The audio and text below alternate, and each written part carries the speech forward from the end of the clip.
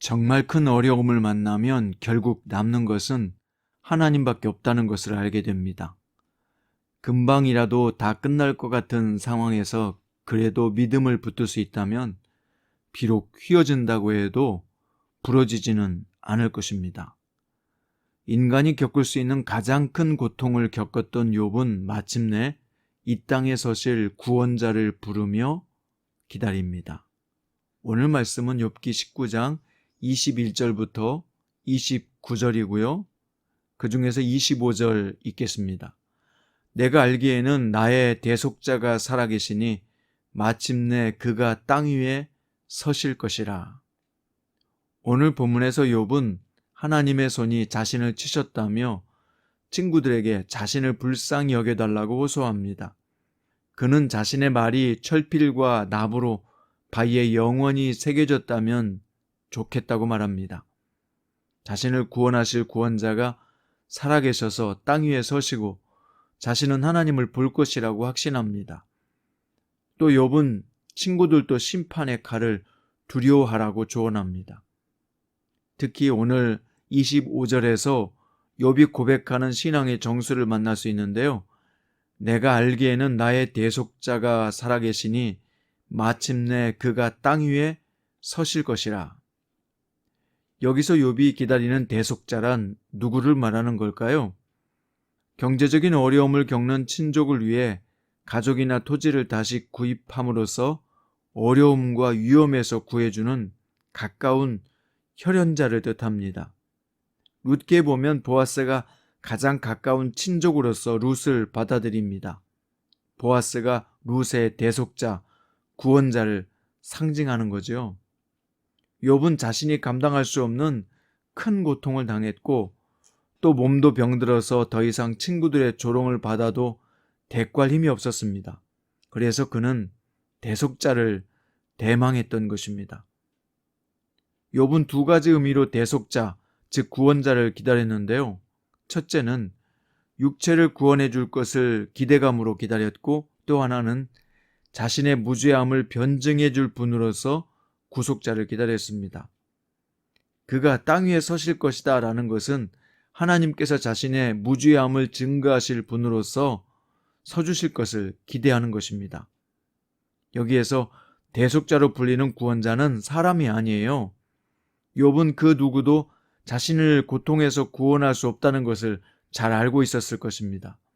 그래서 구원자는 앞으로 구원자로 오실 예수 그리스도를 가르치는 것입니다. 물론 당시에는 오늘날처럼 구원자에 대한 계시가 명확하지 않고 희미했습니다. 그런데도 욥은 그 희미한 중에도 구원자가 나타나 자신을 구원하고 신원해 줄 것을 믿음으로 대망한 것입니다. 구약 성경에서 하나님은 구원자이셨습니다. 출애굽기 6장 6절에 보니까 나는 여호와라 내가 애굽 사람의 무거운 짐 밑에서 너희를 빼내며 그들의 노역에서 너희를 건지며 편팔과 여러 큰 심판들로서 너희를 속량하여 너희를 내 백성으로 삼고 나는 너희의 하나님이 되리니 라고 말씀했습니다. 또 시편 72편 13절부터 14절에 보면 그가 가난한 자와 궁핍한 자를 불쌍히 여기며 궁핍한 자의 생명을 구원하며 그들의 생명을 압박과 강포에서 구원하리니 그들의 피가 그의 눈앞에서 존귀 여김을 받으리로다 라고 말씀했고요.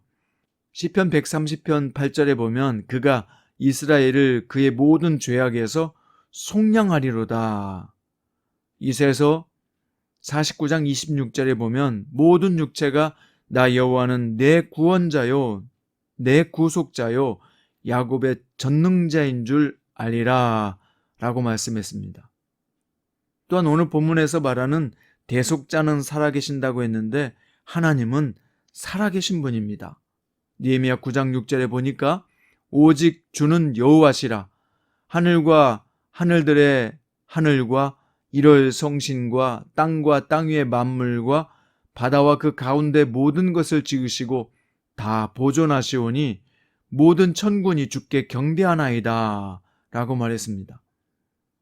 시편 121편 4절에 보면 이스라엘을 지키시는 이는 졸지도 아니하시고 주무시지도 아니하시리로다 라고 말씀했고요.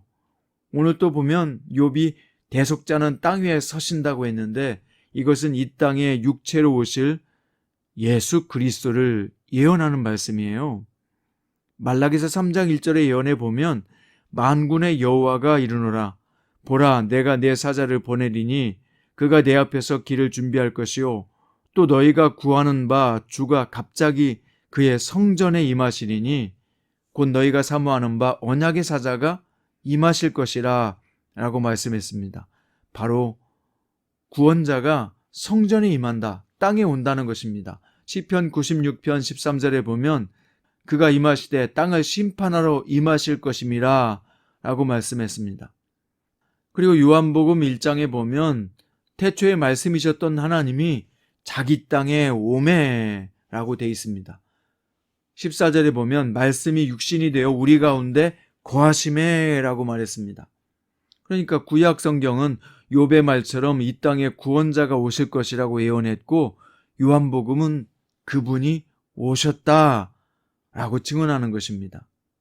여러분, 그 구원자는 무슨 일을 하러 오십니까? 마태복음 1장 21절에 보니까 아들을 낳으리니 이름을 예수라 하라. 이는 그가 자기 백성을 그들의 죄에서 구원할 자이심이라 하니라. 그렇습니다. 예수님은 우리를 죄에서 구원할 자로 오신 분이라고 분명히 말했습니다. 사도행전 4장 12절에 보니까 다른 이로서는 구원을 받을 수 없나니 천하 사람 중에서 구원을 받을 만한 다른 이름을 우리에게 주신 일이 없음이라 하였습니다. 바로 그 구원자를 예수라고 11절에 분명히 밝히고 있습니다. 사랑하는 성도 여러분, 예수 그리스도는 죄에서 구원할 자로 오신 분입니다. 다른 이로서는 구원을 받을 수 없다고 성경은 분명히 명시하고 있잖아요. 오늘 욥은 그 구원자를 대망했던 것입니다. 우리는 그 구원자를 믿고 영접했고 예수 그리스도의 제자가 되었습니다. 오늘 자신의 자리에서 예수님의 제자로서 당당하고 의연하게 하루를 살아내십시오. 당신은 예수님의 제자입니다. 예수 그리스도는 우리의 유일하신 구원자이십니다. 기도드립니다. 예수님, 구약의 예언대로 또 욥이 대망한 대로 이 땅 가운데 오신 것을 감사드립니다. 우리는 생명의 빛이신 예수님을 영접했고 예수님의 제자가 되었습니다. 그러므로 예수님을 따라서 오늘 또 우리의 삶 가운데 주님의 제자로 살게 하여 주시옵소서. 빛과 소금으로서 사명을 감당하게 하여 주시옵소서. 오늘 또 우리와 함께 하실 주님을 찬양합니다. 감사드립니다. 인도해 주옵소서. 살아계신 예수님의 이름으로 기도드립니다.